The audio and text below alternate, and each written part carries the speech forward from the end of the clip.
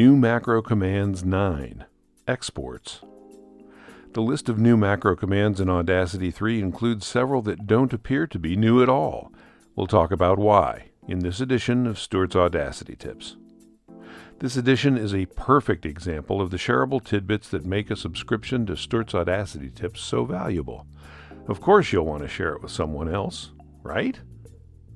As noted above, the list of new macro commands in Audacity 3 includes these: export as FLAC, export as MP3, export as OGG, export as WAV, and export to. Many of you have already deduced that these are not new macro commands at all.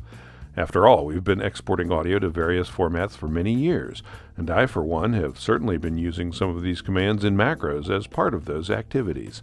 So, what's new?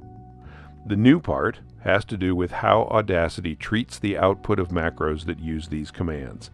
In other words, where the exported files get saved. There's a new option in the Directories panel in Preferences. It's called Macro Output. If you specify a folder here, Audacity will send all macro output, for example exported files, to that folder. If you don't specify a folder, that is, you leave the option empty, Audacity will save the output to a folder called macro-output that is appended to a folder named Audacity under your Documents folder. That location differs a bit depending on whether you're on Windows, Mac, or Linux. Here are the specific paths. This differs from the way Audacity 2 handles macro output. There are several factors that affect where Audacity saves macro output, including whether you've saved the project or not, and if you're running the macro against one or more files instead of against the current project.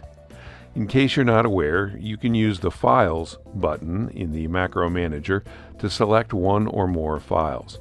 The macro will run against each selected file, and if the macro includes an export, save the output to one of a couple locations depending on which version of Audacity you're using, 2 or 3.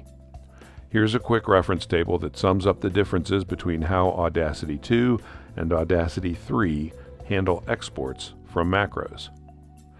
Let me know if this clears up some of the possible confusion about using macros that use export commands. Hope this helps. I'm Stuart.